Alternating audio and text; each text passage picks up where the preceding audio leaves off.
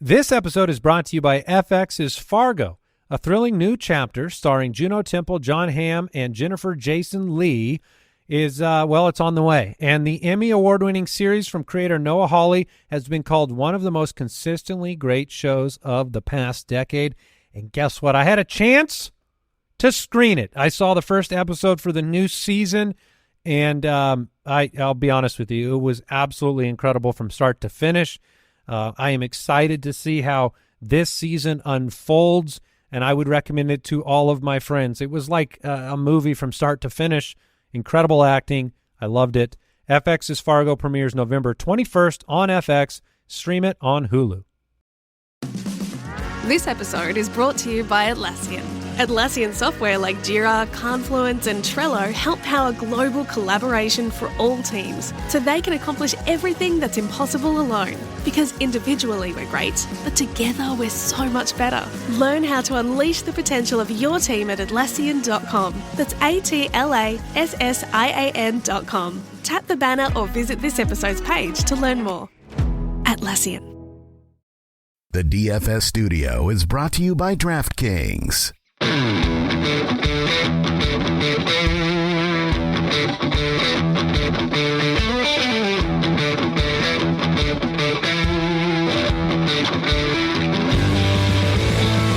Welcome to the Fantasy Footballers DFS and Betting Podcast with your hosts, Kyle Borganoni and Matthew Betz.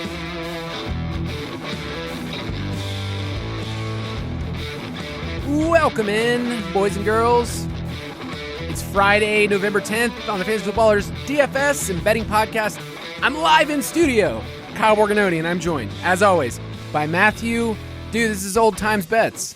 It really is. A blast from the past, so to speak, with you out there in Arizona in the studio, with all the signs in the background, and it just feels right. This is, I feel like when we had some of our best calls on the show over the years, they've happened with your butt in that very seat. So I'm expecting someone on the show, or at least listening, to take home $1 million this week. Yeah, the key point that you just brought up, and I know this is an audio format, is that my butt is placed in a seat that is well worn. It is warm.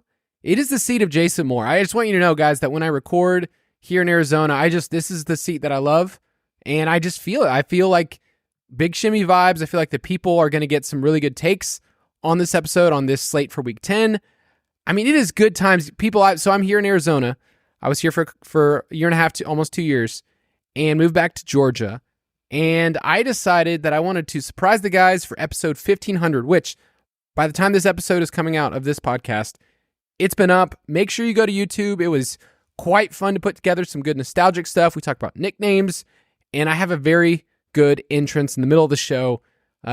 They were pretty thrown off. So man, it's good times. It's great to be part of the Ballers team. I mean, Brooks was just telling you right before the show, like, he was thankful for you, thankful for the whole team, and grateful for the Foot Clan, man. Like, the Foot Clan is a fun group of people. Oh, for sure, man, no doubt. And yeah, when you say it out loud and you just kind of brush by, you're like, 1,500 shows. But when you stop and think about it, like, there's not a lot of podcasts that last that long, that have the amount of success that, the guys have had and our brand has had. So as you've said, as Brooks has said, as everyone has said, just thankful to be a part of it. And man, what an incredible accomplishment. But yeah, the Foot Clan powers it. They're incredible, and they're super fun to interact with. Like Discord, I feel like every year I say this, but Discord's just been better and better and better the years that go by. We have awesome people in there, and actually really smart people in there. I was actually hopping in this morning. We're recording this on Thursday afternoon. Someone was talking about a Thursday night prop and giving analysis for it and the rationale and the matchup and all this sort of stuff. And I was like, yeah, that sounds like a prop I would take. Like, you're a smart person. So it's been fun, man. Great people out there in the Foot Clan. Yeah, it's kind of wild that this podcast experience for you and I, so many people listening for the Fantasy Footballers, for DFS and betting, that, hey, this is our full-time job now, came from three dudes who quit their jobs and started in somebody else, just in a spare bedroom, and it slowly grew into the biggest fantasy football podcast in the world and a group of people that feel like they're a part of it. So we are one of you. We were listeners of this podcast. We still listen to every single podcast. We're a part of it, and we're glad that we get to, run with you, hopefully help you win a little bit of cash. I just was talking to Papa Josh, the Lord of our Discord, the one that's our community manager, and he's like, man, every week I get emails from just random people that say, thank you for the DFS pass. I got to pay for, this event coming up. Or somebody else said like, hey, I'm getting married and, I got to sock away $5,000 to put towards a wedding. It's like, sweet. We're helping people. And we're also probably helping people like place bets on things they don't need to, which bets, I never say this. So this is not me. I think I have a 20-unit banger coming up. Oh, baby. Wow. On the show today? On the show, I will reveal later on in Prop It Like It's Hot, the thing that I think I feel the most conviction of right now. Like here in Arizona, first thing I did when I was landing, I was like, I'm placing this bet. So we'll talk about it later. A 20-unit, man. All right, I got a question for you. You obviously took a flight out there. When you landed, was the first thing that you did to place that wager that you're going to tell us about? Or did you text your wife or your mom or someone and say, hey, I made it safely? Because this is the test right here. I texted my wife. I did. Okay, so maybe it's not a 20-unit banger. Maybe it's like a 10-unit banger then? Yeah, it's not like hold the phone. It's not like quit your job kind of thing. But I feel pretty strong about it, and you can get it right now. So if you want to get all of our picks, dfspass.com. We're still doing 33% off. We're at the halfway point. You can get some crazy value on this because our DFS pass goes through the playoffs. Betz and I get to give our picks on DraftKings, on FanDuel, our optimizer, which one of the plays that I'm giving for my slate breaker today came from looking at the optimizer, GPP values, our stream finder tool that we have for Join the Foot members, and then looking at the roster percentage projections. Like if you're playing DFS blindly and just saying, I'm going to play this player, and you have no idea if the field thinks they're popular, the field thinks they're a good play, I don't know what you're doing. I don't understand what you're going for. So the DFS pass has all of that. You can get all of those at dfspass.com. Let's jump into it. Straight cash, homie. I do like being here in studio. I do. I love Georgia, but there's something about recording in this studio with you, which, done the last couple of years together, and our cash picks that just feel right at home. Feels really good. So yeah, this is a bittersweet little moment for me. I've got so many teasers. I've got teasers on teasers. I got a teaser too for our sponsor for Slate Breaker. Oh baby. And let's just say that me and this sponsor had a good little moment together. Like we were talking on last night. So I'm feeling really good about it. Yeah. So Betz, give me your cash game quarterbacks that you were looking at this week. Because first off, I don't love this slate this week. I don't love some of the values across the board, but at quarterback, I do feel like there's 2 or 3 guys that you can consider. Yeah, this one is, for me, I think going to come down to Geno Smith or Joe Burrow. And the Burrow, play, Burrow's obviously a little more expensive. Just comes down to the health of his wide receivers. So T. Higgins is battling a hamstring injury. He was not seen at practice on Thursday. Certainly not a great sign for his availability this week. And then Jamar Chase got that back issue from the Sunday night game against the Bills. He apparently was looking like he was going to practice today on Thursday. So we'll see where he's trending come Friday, and through the weekend. But if Burrow obviously doesn't have either of those guys, he's not in my consideration for a cash game quarterback. If he has Chase, I think he's still okay. But it's just a matter of, do you prioritize that or dropping down to Geno, who's a little cheaper in a spot that we like to attack every week against the Commanders. I mentioned it on Tuesday that he has been one of the most pressure-sensitive quarterbacks in the NFL. When he's been under pressure, he has struggled quite a bit, 5.5 yards per attempt. When he has not been under pressure in a clean pocket, 8.1 yards per attempt. And last week, Washington logged their lowest pressure rate of the season. So he's at home. He gets the matchup. It's a good game total as far as the slate's concerned. So I think right now my lean is to save the money and go down to Geno, especially considering the injuries to the Cincy wide receivers. Yes, I'm with you. Geno's my top play right now. I mean, in this range, it's like Sam Howell, Geno Smith, Brock Purdy. They're all fine. They don't feel like they're plays, though, that you feel really excited. Like Howell has been awesome recently, so I see a lot of people saying, I want to play him this week. Go for it. But the downside is him having a 2 or 3 turnover game. Geno, you have to delete last week, though. You have to just completely move on because in DFS, you just have to. So I lean Geno because of the pass rate and because of how bad Washington's been. On FanDuel, he's 6.9, which is a really good tag. Yeah, we'll have to wait. I'm looking at a practice report right now. It says Jamar Chase is at practice wearing a jersey, while T. Higgins is not. It doesn't say what he's wearing, though. Well. We'll have to figure that out. I mean, that is the big piece of information. I'm asking our company right now in our Slack, what is this guy? Is he no shirt? Is he just like he's wearing a suit?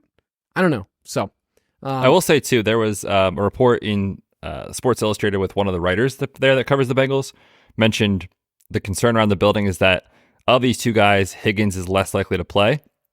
So we can just move this into wide receiver if you want to skip right to like the conversation with Jamar Chase, because go for it. If Jamar Chase is in and healthy, which we need to make sure that's the case, and T. Higgins is out, I mean, Jamar Chase becomes an absolute standout play. He already leads the NFL in targets per game as is.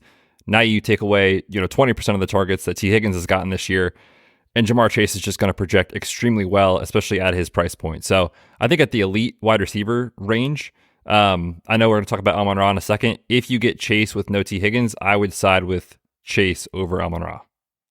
I feel like we've been Chase people this year. We were T. Higgins people for the last 2 years. And I think Chase is a great play. So yeah, Tyler Boyd, like if both are out, do you think Tyler Boyd will be super chalk? Maybe. What is he? He's 4,600 on DK. In week cheap. 5, we had, it's not free. We had this exact scenario play out where he saw 7 targets, went 6 for 39, no touchdown. So maybe the field looks at that and kind of shies away. But I think just from a projection standpoint, which is how people build nowadays, he's going to project okay at that price point. So I think he'd be in the conversation for cash. I don't love it though necessarily. Tyler Boyd's one of those players I love adding as a sneaky third play in stacks usually. And so he's not somebody that like when he's steamed up, you can depend on him because low A-dot targets, they don't really matter. Amon-Ra, I would say, is our primary wide receiver that we're paying up for. It's Chase. If Chase is active, it's Chase, and Amon-Ra is our favorites. CeeDee Lamb is going to be good. We'll talk about that game later because there are a couple different routes that if you want to play Tony Pollard or if you want to stack and, Dak and CeeDee Lamb, that makes a ton of sense. But Amon-Ra has been double digits every single week on FanDuel, and DraftKings has been 15 plus DraftKings points every single week. You'll take that no matter what. So Amon-Ra feels super safe. And then I made DeAndre Hopkins my cover boy. That felt really gross, but he's my cover boy for my FanDuel cash picks. He's been so good with Will Levis, and that's kind of the key to it. And the Buccaneers have just been eviscerated the last couple of weeks through the air. They just did against the Texans. So I feel like DeAndre Hopkins, 6K on DraftKings, 7.1 on FanDuel. He just feels like a safe pick.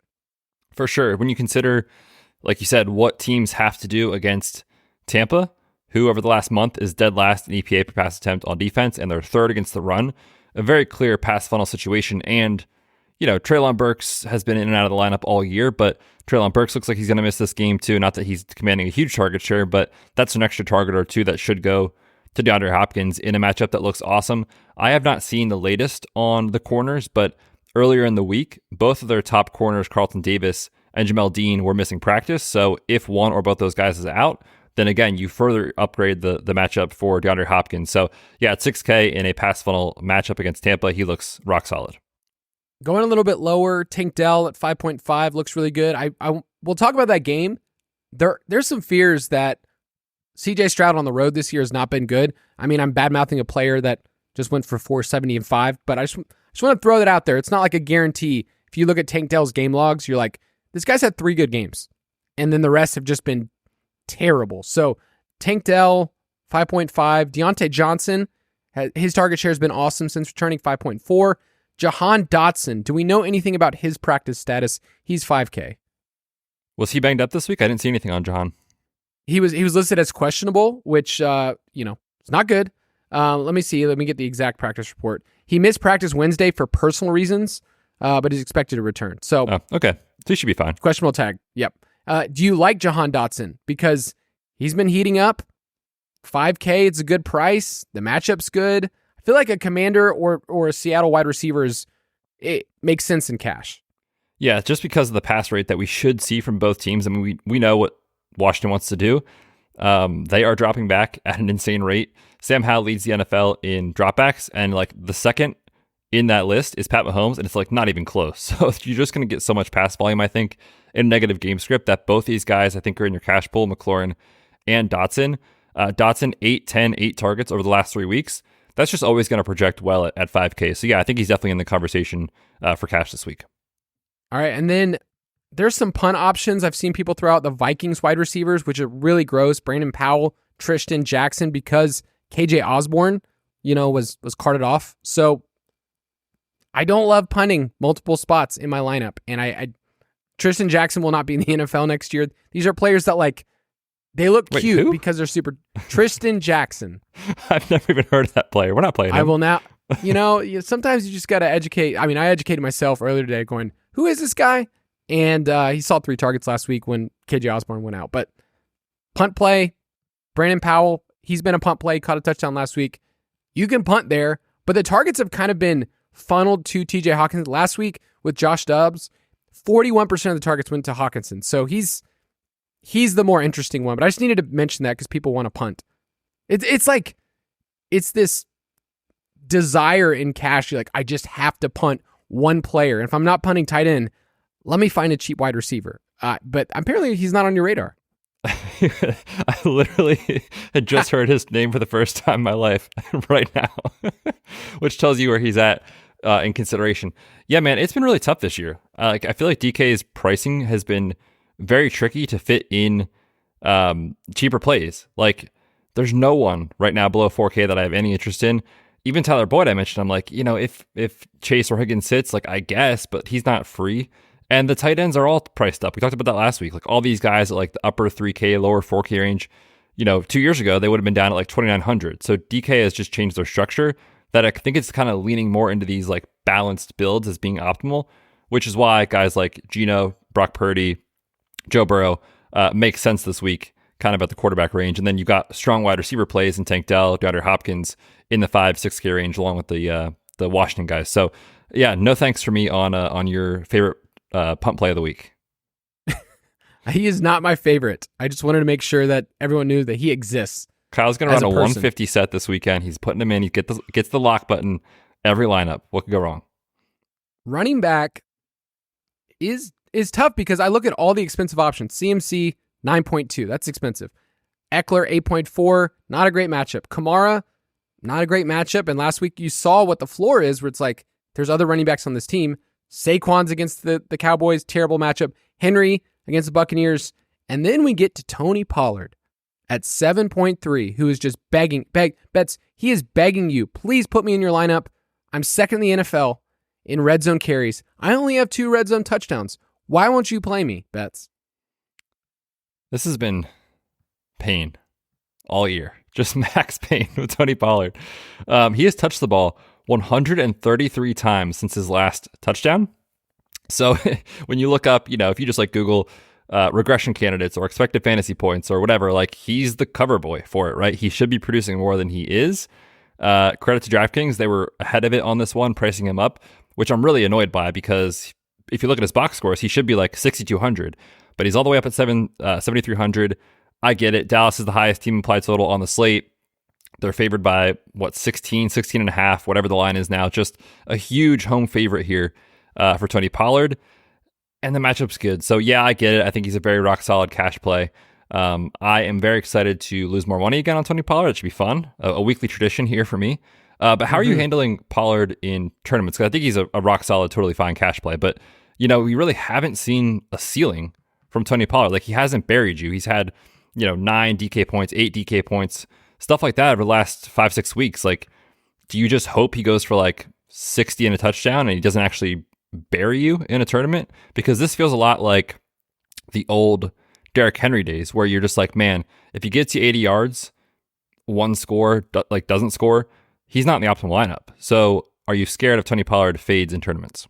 I'm not scared of Tony Pollard because there are other running back plays that I really like, including my slate breaker, that are around the same price point. So there are players that I think can match his ceiling. I was thinking about this. What percentage chance do you give Tony Pollard to hit 30 points? Which is in a GPP, I need 30 points. I put it at 10%? 15 maybe? Yeah, the number that stuck out to me was 15%. And so in that sense, with Derrick Henry, we've always said if he's super popular, you play him in cash. If he's not popular, you play him in tournaments. Well, Pollard is going to project super well, so I think he's a good cash play. Like I have him in my lineup currently as of this recording. I can poke holes because I think the Dallas passing offense has been their bread and butter, and I think that Dak's going to be able to move the ball. Keep in mind, I gave this stat out on Tuesday's podcast. When teams are favored by 2 touchdowns, they run the ball about 30 times a game. So Tony Pollard's not going to get 30 carries, right? He's going to get 18 maybe if they're ahead, and then Rico Dowdle and some other people will get some other carries. So I think he's fine in cash. I'll probably be way underweight in tournaments and try to go the other way. Yeah, I think I share that strategy as well. All right, so Joe Mixon is probably going to be the best points per dollar play that we mention, especially if one of those wide receivers is out. If T. Higgins is out, I'm playing either Chase or Mixon in my cash lineup. Like that just seems like a guarantee. Would you play both? I think you can because I think the usage would be so condensed to these two guys, and I guess you can throw Tyler Boyd in there, but really to these two guys. And Mixon, we know, has not just the 3-down skill set that we look for, but he gets a lot of targets in base work in 1st and 2nd down as well. He has handled 90% of Cincinnati's running back carries this year. Just an absurd number. They've got one of the highest team implied totals on the slate. As far as the game environment, it's got one of the top totals on the slate. They're at home. So it all kind of makes sense to me for Joe Mixon. So yeah, if T. Higgins is out, I think you can play, you should play, I should say, one of those two guys. And I certainly think you can play both. I'm going to say something gross, but Devin Singletary in the same game, if Dameon Pierce is in there, like nobody's going to want to play him after what he did last week. I think he's actually, once again, a good play. Like last week, he had everything workload-wise he wanted. 75% of the snaps, 15 opportunities. In Cincinnati, here's a hot stat for you, buddy.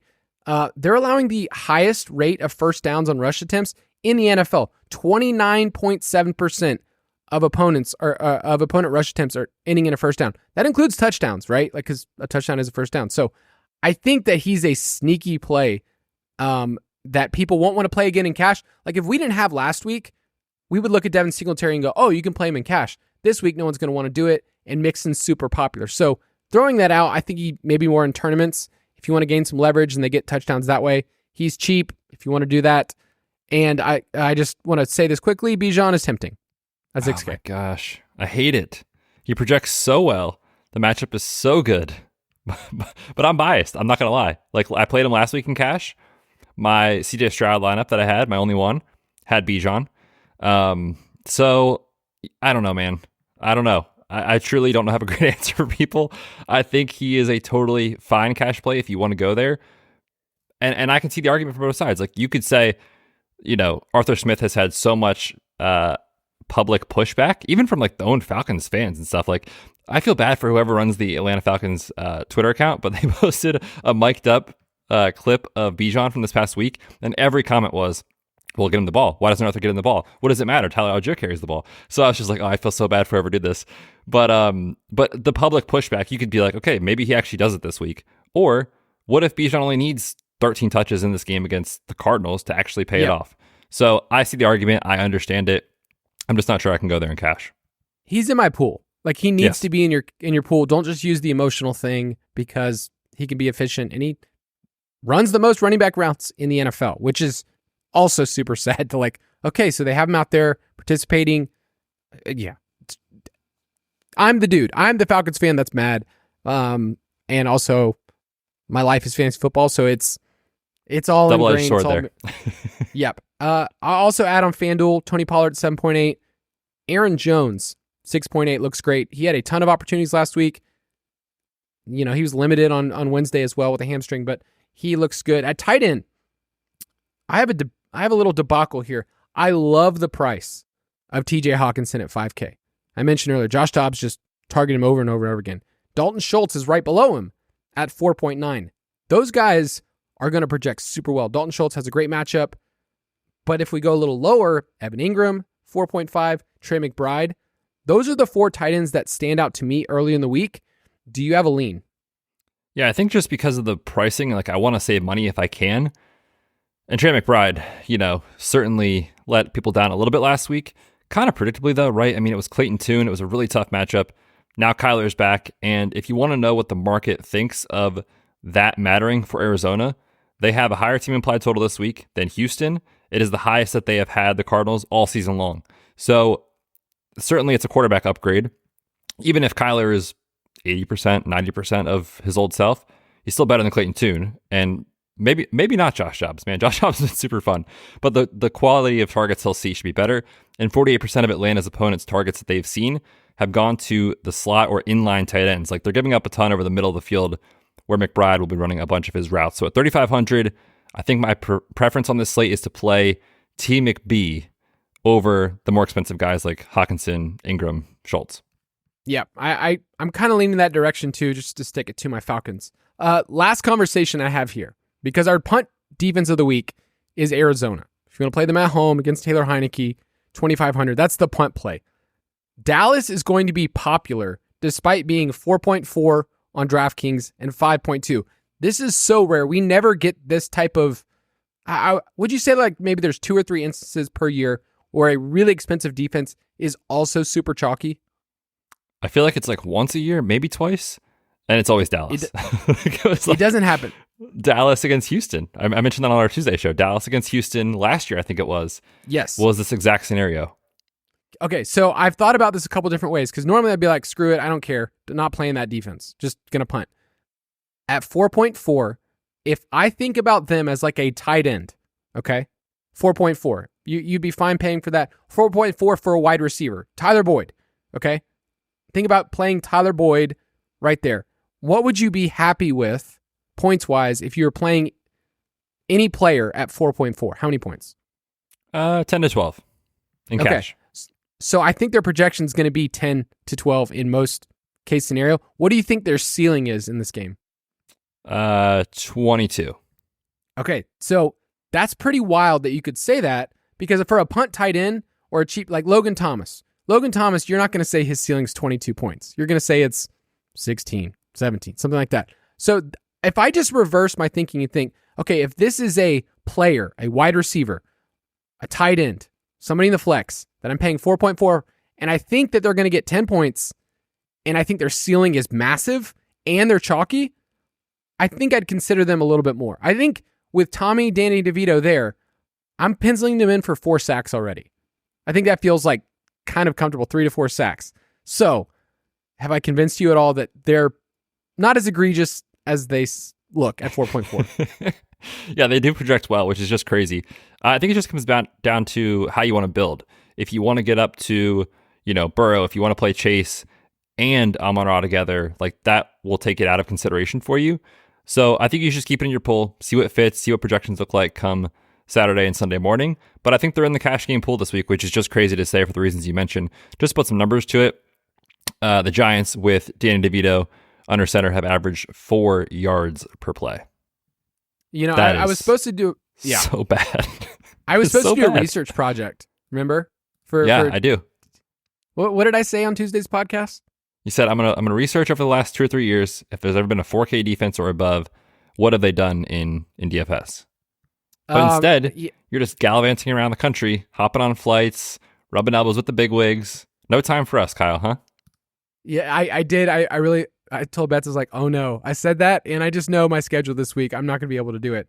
But I will get back to you, because I am a man of my word, correct? Yes, always. Okay. Can you let the people know that like part of our bet was paid out? Yes, we officially, after I called Kyle out publicly, he officially decided to pay out for the previous bet. So we're good on 1 of 2. You still owe me a water bet / someone put a comment on iTunes, a milk bet for Jerick McKinnon versus Kadarius Toney. So yes, I have to pour milk. That's the ante that's been upped. Dang, it was okay. A water bet. Now it's a milk bet. Okay, well, I'll get my kids to participate in that. Let's take a quick break. We'll be right back.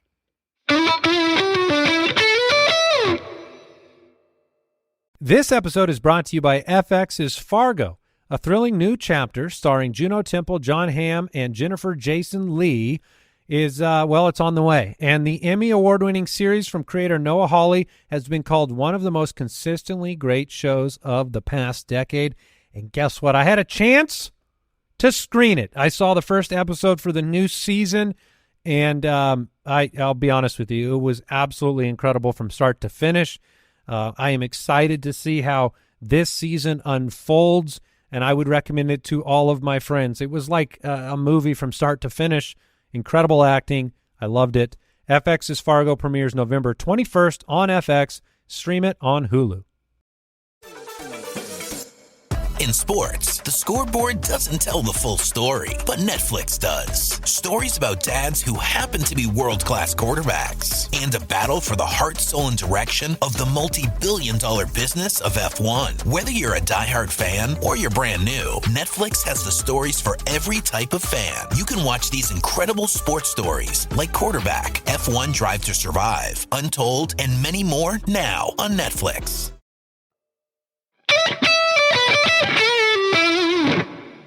Betsy, we got 3 games that we are going to preview for the people, talk about stacking options. Let's go for it. Stack Attack. First game is the Houston Texans at the Cincinnati Bengals. The Bengals are 6.5-point favorites despite their wide receiver situations being up in the air. I checked the line, staying steady. The over-under is at 47, so it's pretty good, healthy environment. We saw what the Texans did last week, and I think a lot of people are going to come in and say, I can stack CJ Stroud. He's 6.9. He's not as cheap as like the 5.2, 5.5 days that we were getting. I'm worried. I'm worried about the Texans offense and people going around. I like this game more from a correlation if you want to play Mixon and, one of the wide receivers or Schultz. Or if you want to play Joe Burrow and Chase and, find another piece. Singletary as like a, way to get off chalk. I am worried that people are going to run into roster percentage and a game that, Cincinnati plays slower than you think. They're like 27th in seconds per play. So am I crazy to say that I'm lower on this game? I don't think necessarily. And just, when you think about expectations, what CJ Stroud just did raises your expectations of the entire offense. But that's a once a season sort of performance for a rookie quarterback or just the best of all time, right? Like that certainly is not going to happen. He's a negative regression candidate.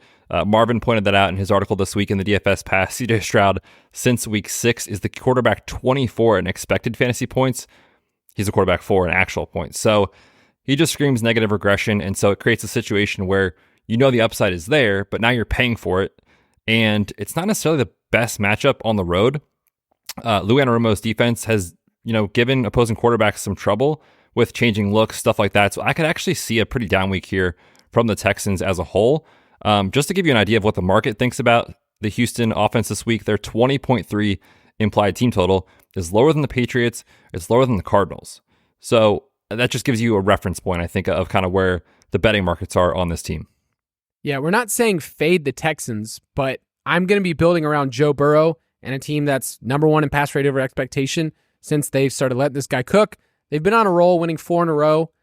Some big wins, right? The last 2 wins have been against San Francisco, Buffalo. So I think stacking with Joe Burrow and Chase, you can add on a sneaky piece like Irv Smith, because I think that he's cheap enough. If you want to add a third partner, think he gets the touchdown, that's totally fine.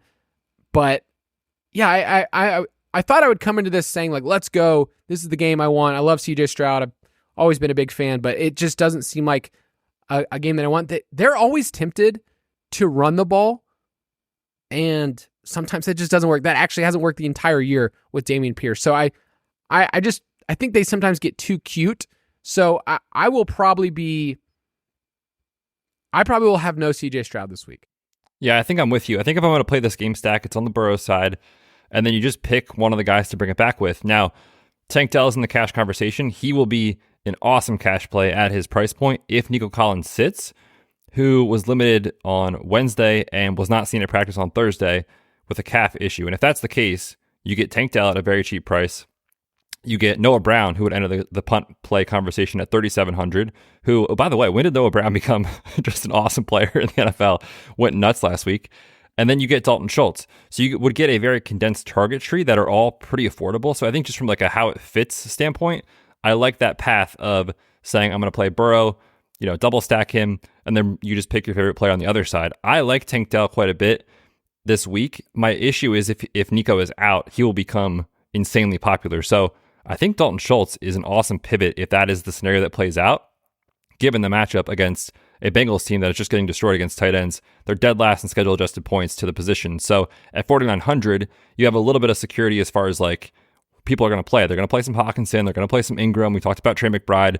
I think he'll get lost in the shuffle a little bit this week. So I'm very interested in the doctor this week against the Bengals. Oh, man. You got to call a doctor when... he's been really good over the last 5 games, which did not see that coming. So give me your Vegas take on this game. I like the Bengals here to cover this one. I do too. I hate saying it, but like this Texans team, don't forget, 2 weeks ago, we all forget, they lost to the Panthers. They also lost to the Falcons. CJ Stroud's not been good on the road if you want to check a split. So I will take the Bengals as well. Next game, Washington at Seattle. This is a fun one. If we get the Seattle we want. Seattle's a 6-point home favorite. The over-under is 45.5. And the Seahawks have played pretty quick most of the year. Now, last week, they ran into a wall called they just can't complete passes or extend drives, but 5th in neutral situation pace on the year. I gave this game score a 4 out of 5, and most of the pieces I would say are pretty affordable. Like Washington has crept up. Sam Howell, QB6 on the year. It makes sense that his price would be elevated, but 5.9 is totally fine. Jahan Dotson is only 5K. He's still good. Terry McLaurin's still under 6K, which is shocking. So I think there's a lot of pieces to like. Where would you go? Like, is your favorite, since we like Geno and Cash, to just double stack him and pick the wide receiver on Washington's side? I think that's my preference here. I'm interested to see what the roster percentages look like because I was actually looking before the show and they're all pretty manageable. Like no one's above like 12, 13%. So that's kind of an early week run. Whenever there's a cash quarterback, typically their wide receiver is going to get elevated massively in tournaments because just how the stacking works and whatever. So don't be surprised if you flip the cards on Sunday morning and all of a sudden you're like, man, I thought Tyler Lockett was going to be 12% and all of a sudden he's like 18%, right? So that's my biggest concern on this game. But the matchup's incredible, right? There's really not much to say about it. Washington now can't rush the passer. The Seahawks have shown us they are willing to throw in a neutral game script, and he's got talented pass catchers to go along with him. We were a week early, or you were a week early, I should say, on DK Metcalf. I kind of want to go back to him this week. Since week 6, only 40% of his targets have been deemed catchable. That's per PFF. That's booty. He leads the two as far as him and Lockett in average up the target, air yard share, slightly higher target share. So it just feels like one of those classic DFS weeks where you're like, you're on a guy a week early, it didn't work out, you go right back to him. That's what I did last week with CJ Stroud. This could be the week that we do that with DK Metcalf. Yeah, I like all 3 Seattle wide receivers. It stinks that Metcalf, he had that 50-yard catch earlier. You're like, okay, let's go. You're going to hit a 100-yard bonus. They're going to pepper him with targets. That was the only catch.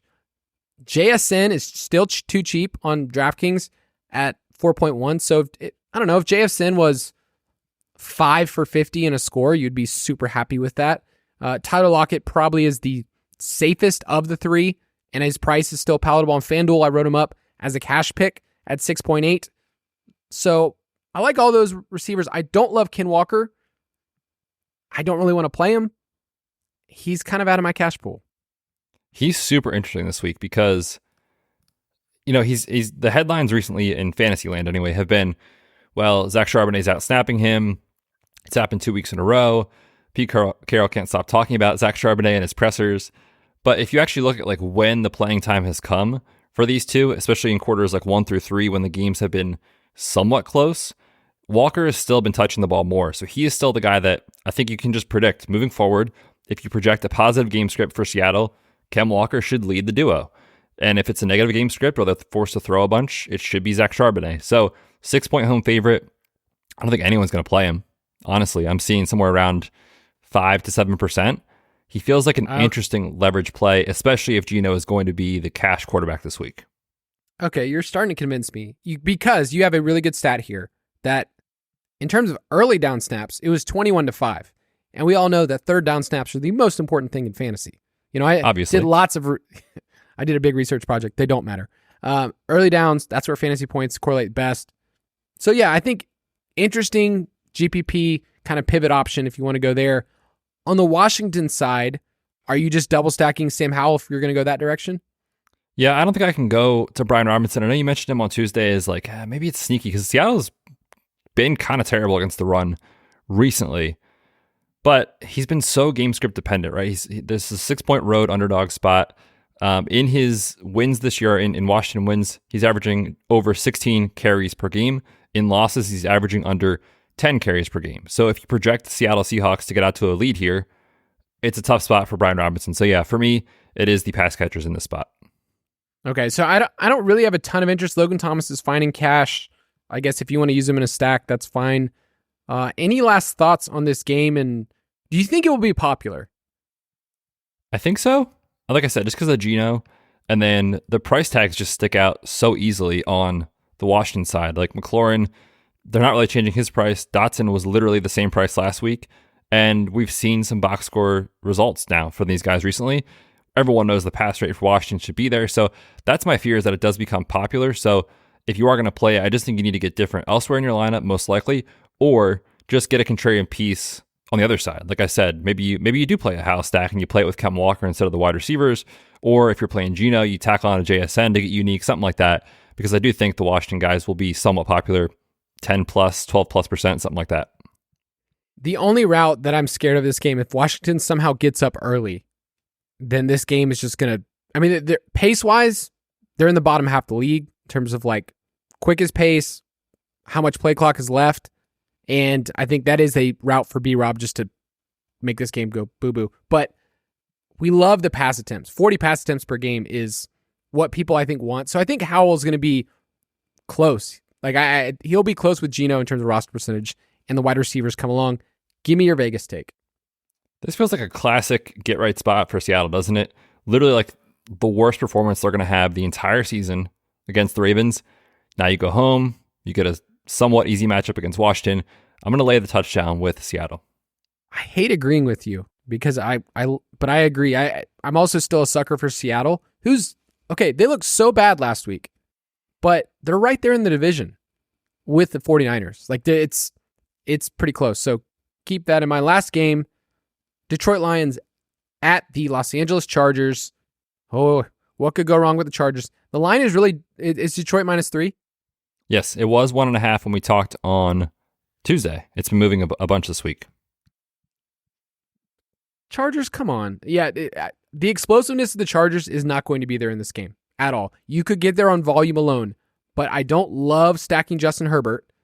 And it's basically I'm going to play Eckler or Keenan Allen. So the game's up at 48.5. So I like that. But this team has just 9 offensive touchdowns in 5 games since Mike Willie went down. Who knew that Mike Willie would be the most important thing? Oh, we did, because you and I, especially you've always been a big Mike Willie guy.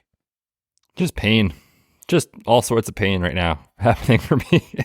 What's scary about Justin Herbert is if you look at him from like a season-long standpoint, he's been good. But it's kind of been hidden by like some rushing touchdowns, like a fluky goal line sneak. Like I'm telling you right now, I'm on the under on the Chargers team total. I'm going to be lower than the market in this game as far as DFS exposure. I get it. It's just Eckler and Keenan Allen. Like that's the only 2 guys you can play. And on paper, it sets up pretty well for Keenan Allen because they should be in a negative game script if this spread is correct. And if the money moving in on Detroit is correct, he's going to get peppered with targets. But like, man, priced right around Jamar Chase, I prefer him. Priced right around Amon-Ra, I prefer him. So I think he's a tournament-only sort of play. And then for Eckler, like, the rushing has just been so inefficient. So you're hoping that they get behind in a massive way and they have to throw. That's really what you're hoping for here for Eckler and Keenan Allen. What do you think Eckler will be in tournaments? Because he's at a price point where it's just really hard to fit him in. And, I'm seeing like 8%, 9%, 10%. And I like, that's fine because he has pass catching upside, but don't expect him to get more than like 50 yards on the ground. It's going to be gross. I'm running into a problem with this game, and I hate that because I love the Chargers. Can you stack, though, the Lions side and just say, hey, Jared Goff, double stack, and then I'm picking Eckler or Keenan Allen? I actually really like that a lot this week because sandwich kind of right around, Howell, Geno, and Burrow is Jared Goff, who is going to be less popular than those guys. Opponents against the Chargers this year are throwing at the 6th highest rate, and the Chargers are 29th in EPA and pass defense. This is not the team you thought it was last year, where last year it was like, okay, you're playing the Chargers, such an easy run matchup. They're just going to run. Teams are incentivized to throw against the Chargers, and if everyone wants to try to figure out this Gibbs-Montgomery situation, what if it goes through Jared Goff and you have such a clean stacking partner, right? You stack him with the Sun God, obviously, and then Sam Laporta is producing like a wide receiver. If you're getting a double stack with a guy that's 8K and a guy that's at 5,700, even though it's a tight end, it feels uncomfortable. I think he's a pretty good play. So I'm very interested in Amon-Ra, Sam Laporta, and whether I'm playing them as one-offs or like kind of minis in this game or as stacking partners with Jared Goff, I think it's totally in play. Yeah, I'm probably going to wait on the running backs and just let it sort itself out. Like I mentioned, there's other running back plays on this slate that I think carry a higher ceiling. I want to throw out Josh Reynolds because he had 83% of the snaps. I get that Donovan Peoples-Jones is in the mix. We talked on the Dynasty podcast with Jameson Williams. It's not going to happen. And we'll give the light. We'll leave the light on for what? Another month? I think 4 weeks. He's got to do something in 4 weeks. Otherwise, it's just done. Josh Reynolds, 3,800. He's a dart throw if you want to add him as the third stacking partner. But Sam Laporta is the sneaky, people don't want to pay 5,700, 6,500 on FanDuel. He could be the tight end one on this slate. There's no Kelsey. He could easily do it. So any last thoughts on this game? No, I think we hit on all the big plays here. It's pretty clean, I think, as far as where the ball goes, which I do like that for that reason as far as stacks. I just have a little bit of worry that this game goes under. Yeah, under would be my take. Yep, same. All right. Betz, do you want to give any last thoughts about stacking correlation? Like, we didn't mention Lamar Jackson, who's on this slate, but in the worst game environment possible. There are some correlative plays. You have here the 49ers and Jaguars, and they do have some interesting players. Yeah, that game sticks out to me as like kind of this next tier that could be interesting. The total is at 45, which is pretty good for this slate. The tricky thing is that there's some projected potential weather, so just watch that situation. In Jacksonville, I saw some winds, maybe gusts up to like 20, 25 miles an hour. We always mention, though, on the show, people way overreact. So that sort of stuff is just worth mentioning that you need to monitor Saturday and Sunday.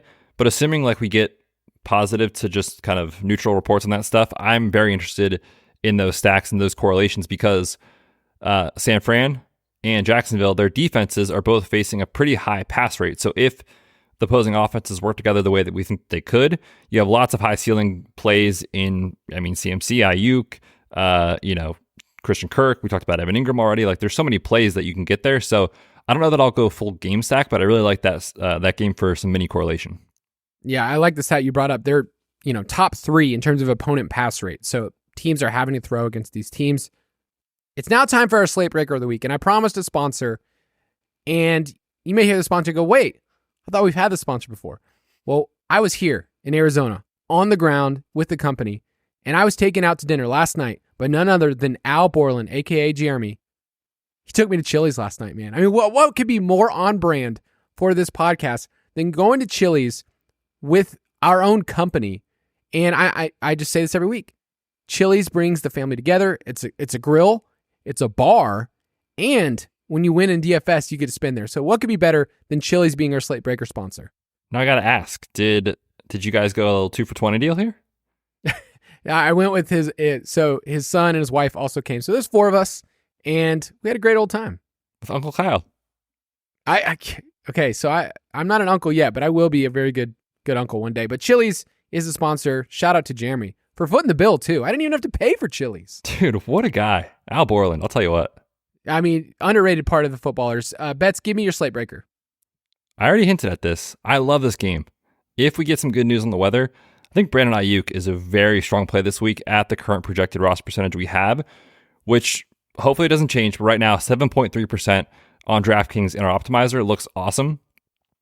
Look, Deebo's back. That's not great. CMC gets a lot of usage. That's not great. People know George Kittle's involved. Because of those factors, I think his roster percentage stays in check. But we've already seen an elite ceiling from Brandon Ayuk. 36 DK points this year against Pittsburgh, 24 against Arizona, 19 against Cincy. He's tied for 7th in the NFL on targets throughout run. He's got 43% of this team's air yards. That's 4th among all NFL wide receivers. So he has an elite role, but you don't have to pay for it because of the uncertainty that's associated with San Francisco. So against a, relatively speaking, pass funnel defense in Jacksonville, I like Brandon Ayuk a lot this week. And how much is Ayuk? What's his price? He has $7,100. Well, you know what? I'm going to double down on that. I will also take a player who is 7,100. Travis Etienne is my slate breaker this week, which is great because you and I are in the same game. So if you want to correlate those together and they go off, even better. If you do that and one of them goes off, then we'll look even stupider. So one of ours will probably fail. But Travis Etienne, his workload is crazier than people realize. Like CMC, Travis Etienne in the same game, he's averaging 23 opportunities per game. And you look and you go, oh, they're playing San Francisco. I can't play running backs against them. What if this isn't the same San Francisco defense? On the year, they are allowing the fourth highest rate of first downs on rush attempts. It's almost 28%. And they rank 22nd in schedule-adjusted fantasy points allowed to running backs over the last month. In our optimizer right now, I'm seeing 7%. In other places, it's like 8%. He is not going to be clicked this week. Nobody's going to really want to play him in cash, despite the fact he's been, outside of CMC, has he been the best fantasy running back? I guess Raheem Mostert, but he's been easily like one of the best plays possible. So Travis Etienne, I think he's going to go super overlooked in a game that people are just forgetting about. So those are our two slate breakers brought to you by Chili's. Love it. Can I also throw a little bonus in there? Ooh, bonus. A bonus. I just want to throw a caveat. If the weather does become a concern and you need to pivot, I also like Aaron Jones this week. 6,500. He's not going to be in the cash conversation because of guys like Bijan, Tony Pollard. You just mentioned Travis Etienne. Like, there's a couple of plays that are just going to slip through the cracks here. I think Aaron Jones is going to be one of those guys. 6,500. We had the week leading up to last week where Matt LaFleur was telling us we're going to unleash him. He's getting healthier. But then they actually did it. 26 total opportunities last week, including 5+ targets in 3 straight games. That sort of workload against the Pittsburgh defense that you've been using your running backs against all year makes so much sense to me if he's going to be 8-9%, something like that. All right, one more segment. Prop it like it's hot. If you want all of our props, you can get them in the DFS Pass at dfspass.com. You can also get alerted on Discord. Last night, I was at Chili's, like I mentioned, and Jeremy gets a little notification that says, hey, I should take this prop about Sam Howell, and he did it right there. Just bet it right on the spot. So, Betz, thanks to you for being a part of our Chili's experience. And I feel so honored. I mean, it was pretty cool to be like, oh yeah, this is what I do every day. So, Betz, why don't you hit us with one first? I was a little worried how this would go for Bananarama in the NFL, but credit where credit is due, man. He's looked good. He, I think, is better for the offense than Tannehill currently. And I'm going to take the over on 212.5 passing yards because he's done it in both of his starts, A. And B, he's taking on a Tampa defense that has been so horrific against the pass. Can I please read you the last 4 quarterback stat lines against Tampa? Please do. CJ Stroud, 470, 11.2 YPA. Josh Allen, 324, 8.1 YPA. Desmond Ridder, 250, 10 yards per attempt. Jared Goff, 353, 8 yards per attempt. I already mentioned the corners are injured.